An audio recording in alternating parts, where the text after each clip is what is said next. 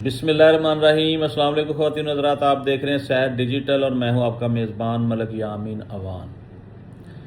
ناظرین، مشرق وسطیٰ میں جنگ کے بادل منڈلا رہے تھے، اس میں تو کوئی دوسری رائے نہیں ہے، ساری دنیا دیکھ رہی ہے کہ ٹرمپ جو ہے وہ رات کو کچھ سوچتا ہے اور صبح اٹھ کے وہ کچھ فیصلے کرتا ہے۔ میری نظر میں تو یہ اس وقت پاگلوں کا ٹولہ ہے جو پوری دنیا کو جنگ کی طرف دھکیل رہا ہے۔ ایک نئی جنگ چھڑ گئی ہے۔ جی ہاں، سعودی عرب نے حملہ کیا یمن کے اوپر، یمن نے حملہ کیا سعودی عرب کے اوپر۔ یہ ہو کیا رہا ہے، یہ ہونے کیا جا رہا ہے، یہ بات کرنا اس لیے ضروری ہے کہ اگر کوئی ملک سعودی عرب کے اوپر حملہ کرے گا تو اس کی حفاظت کا ذمہ تو پاکستان کی افواج کے پاس ہے۔ کیا اب پاکستانی فوج یمن پر حملہ کرے گی، ایران پر حملہ کرے گی؟ کیونکہ ایران نے سعودی عرب کی تیل تنصیبات کو نشانہ بنایا ہے۔ بظاہر یہ کہا جا رہا ہے کہ امریکی اڈے تباہ کیے ہیں، لیکن ہمارے پاس جو خبریں آ رہی ہیں کہ سعودی عرب کے اوپر ایران نے حملہ کیا۔ اب یہ ایک ایسی کہانی چل رہی ہے جس کی سمجھ نہیں آ رہی کہ جو فیصلہ ساز ہیں ان کے مشن اور مقاصد نہیں سمجھ آ رہے، کیونکہ ایک طرف سے مفاہمتی یادداشت پہ دستخط کیے گئے، ایم او یو سائن ہو گئے، تمام شقیں قابل قبول ہونے کے بعد ایم او یو سائن ہوا۔ پھر ایک دم سے یہ ٹرمپ کو کیا راتوں رات کوئی ڈرونے خواب آتے ہیں کہ وہ کہتا جی حملہ کر دیں گے۔ اس وقت ناظرین پچھلے 4-5 دن سے ایران کے اوپر شدید ترین بمباری ہو رہی ہے۔ ایران بھی جوابی کارروائی میں شدید ترین بمباری کر رہا ہے۔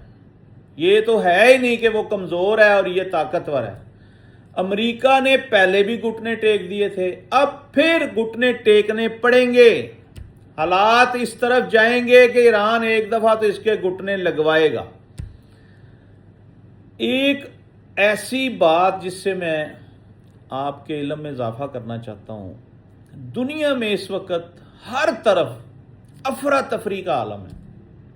تمام ممالک میں انتشار بڑھتا جا رہا ہے، چاہے وہ اندرونی انتشار ہے، چاہے وہ بیرونی مداخلت سے پھیلایا ہوا انتشار ہے۔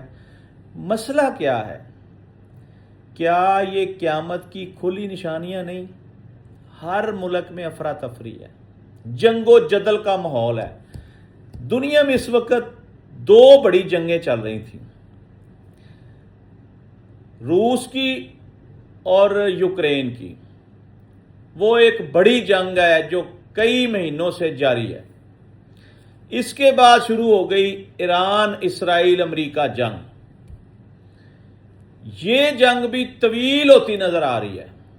اب ہم نے اس خطے میں یہ جنگ کنٹرول کرنی تھی، اس میں مشرق وسطیٰ کے تمام ممالک نے اپنا اپنا رول ادا کرنا تھا۔ اس دوران سعودی عرب اور یمن میں تیسری جنگ چھڑ گئی ہے۔ ذرا تانے بانے جوڑ لیں، تیسری عالمی جنگ، یہ کہانی اس طرف جا رہی ہے۔ دنیا کو تباہی کے دہانے پر پہنچانے والا امریکہ ہے۔ ہر ممالک، ہر ملک میں جتنے ملک ہیں، تمام کے تانے بانے امریکہ سے ملیں گے جہاں جہاں لڑائیاں ہو رہی ہیں۔ اور بھائی، معیشت مضبوط کرو، کاروبار کرو، تجارت کرو۔ آپ لوگ جنگی ساز و سامان بیچ کر دنیا کو آگ میں جھونک کر مال اکٹھا کر رہے ہیں۔ یہ مال آپ کے کام نہیں آئے گا۔ بہرحال ناظرین، اس وقت خطے کی صورتحال بدستور کشیدہ ہے۔ ہمیں اس بات کا افسوس ہے کہ سعودی عرب پر جو حملہ کیا گیا، ہماری حکومت نے بھی اس کی بھرپور مذمت کی ہے، لیکن دیکھنا یہ ہے کہ یہ جنگ بڑھاوا کون دے رہا ہے، جنگ کو اس کا بینیفیشری کون ہے۔ اس وقت ناظرین پورے مشرق وسطیٰ میں جو پروازوں کا سلسلہ ہے وہ انتہائی مایوس کن ہے۔ میکسیمم ایئرپورٹ بند کر دیے گئے ہیں۔ سفر کرنے والے جو لوگ ہیں ان کی فلائٹس جو ہیں وہ کینسل ہو رہی ہیں، نقصان ہو رہا ہے۔ ایک اور بہت بڑا مسئلہ ہے، کچھ لوگ ایسے بھی ہیں جو عرب ممالک میں ریزیڈنسیاں لے کر بیٹھے ہیں، ان کو ہر 6 مہینے کے بعد وہاں ان آؤٹ کرنا پڑتا ہے۔ اگر وہ ان آؤٹ نہیں کرتے تو ان کے ویزے کینسل، یعنی پھر وہ ایک لمبا پروسیس ہے کہ ان کو ویزے ملیں گے۔ یہ نقصانات ہو رہے ہیں، یہ چھوٹا سا میں نے آپ کو نقصان بتایا۔ بہرحال اس وقت ہمارے پاس جو خبریں ہیں جناب وہ انتہائی خطرناک ہیں کہ ایران نے 5 ممالک پر بیک وقت حملہ کیا اور میزائلوں کی بارش کی۔ یہ 5 ممالک کون سے ہیں؟ جارڈن، کویت، بحرین، عمان، قطر۔ یہ کل رات کی میں آپ کو بات بتا رہا ہوں۔ اتنے میزائل برسائے ہیں کہ امریکی تنصیبات کو تباہ و برباد کر دیا ہے، کروڑوں اربوں ڈالر کا نقصان کیا ایک رات میں ایران نے۔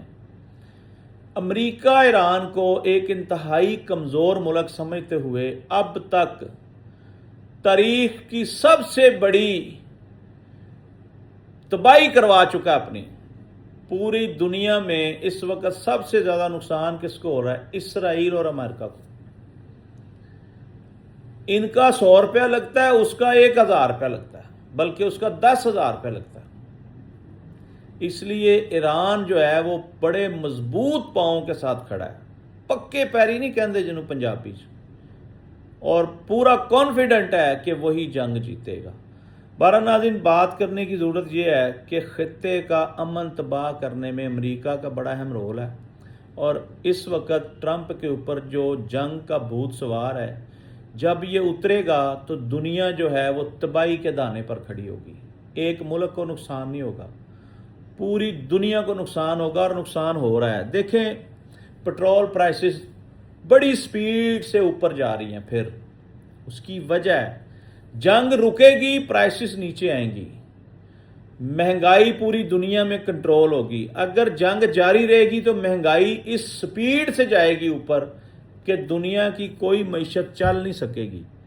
اس وقت پوری دنیا جو ہے وہ تباہی کے دانے پر پہنچی ہوئی ہے۔ ایک طرف سے ہمیں قیامت کا سامنا ہے، اور وہ دنیا میں جو قیامت ہم فیس کر رہے ہیں جس کی وجہ سے مہنگائی کی وجہ سے، مہنگائی نے پوری دنیا کو تباہ و برباد کر دیا ہے۔ مسئلہ کیا ہے؟ اسرائیل اور ایران کی جنگ، یہاں سے معاملات سٹارٹ ہو رہے ہیں۔ ناظرین، جو ایران کے اتحادی ہیں ان میں یمن اور عمان یہ سر فہرست ہے۔ ویسے تو ایران کے ساتھ ایک نیا ملک بھی اتحاد کرنے کی کوشش کر رہا ہے، UAE، متحدہ عرب امارات، لیکن ان کے درمیان معاملات سیٹل ہوتے نظر نہیں آ رہے، کیونکہ یہ منافقت سے کام لیتے ہیں UAE والے۔ بارہ ناظرین، اس کے ساتھ ساتھ ہم بات کرنا چاہتے ہیں مولانا فضل الرحمان صاحب کی دھواں دھار تقریر کے اوپر، جس نے پورے خطے میں، پورے سوشل میڈیا پہ ہر جگہ آگ لگا دی ہے۔ اب میری سمجھ سے باہر ہے کہ یہ مولانا اتنے سال خاموش کیوں رہے ہیں۔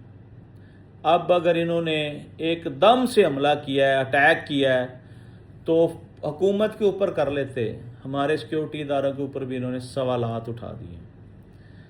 اب دیکھیں جیسے ہی انہوں نے ٹارگٹ کیا ہے تو ان کے خلاف اداروں نے نازیبا ویڈیو جو ان کی بنی ہوئی تھی پچھلے کچھ پرانی، وہ سوشل میڈیا پر وہ چلانا شروع کر دی ہیں۔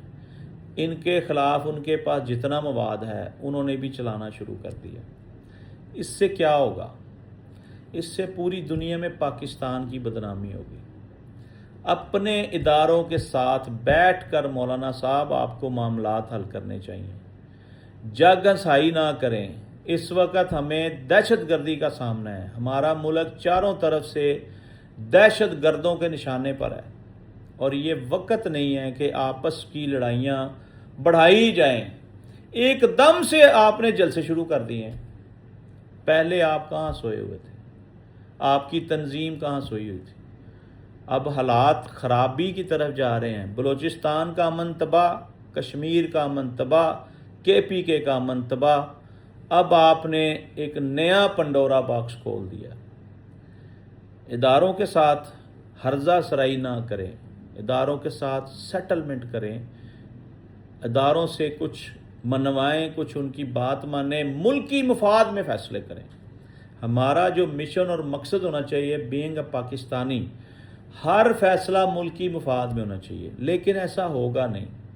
नाज़रीन, इस वक्त JD वैंस का एक बयान चल रहा है, मेरी समझ से बाहर है कि ये कौन लोग हो तुसी होए। ट्रंप कह रहा है तबाह कर देंगे, बर्बाद कर देंगे, छोड़ेंगे नहीं, पत्थर के ज़माने में पहुंचा देंगे। JD वैंस कह रहा है आओ जी सुलह करते हैं। मैं ईरान आने को तैयार हूँ, मैं आपसे बात करने को तैयार हूँ। इस्लामाबाद का जो मुआहदा इन्होंने किया था, जिसको इस्लामाबाद मुआहदे का नाम दिया गया, वो भी ख़त्म हो गया। अब हमारे जो सिपा सलार हैं वो इस वक्त तुर्की में मौजूद हैं। अब एक नई कहानी जो है ना वो सामने आ रही है कि मैंने पिछले प्रोग्राम में बताया था कि तुर्की को अब सालस बनाया जाएगा। लग तो यही रहा है, क्योंकि बाकी तमाम ममालिक ने सालसी का मज़ा चख लिया है, क्योंकि जिसके लिए ये सालसी कर रहे हैं वो मुल्क किसी बात पर खड़ा ही नहीं होता, वो अगले दिन अपनी सारी बात चेंज कर लेता है। बारह नाज़रीन, इस वक्त सबसे बड़ा मसला जो हमें है वो जंग का मसला है। मशरक़ वस्ता से शुरू होने वाली जंग आहिस्ता आहिस्ता दूसरे ममालिक तक आ रही है। जंग फैलती जा रही है, इसका नुकसान पूरे खित्ते को होगा।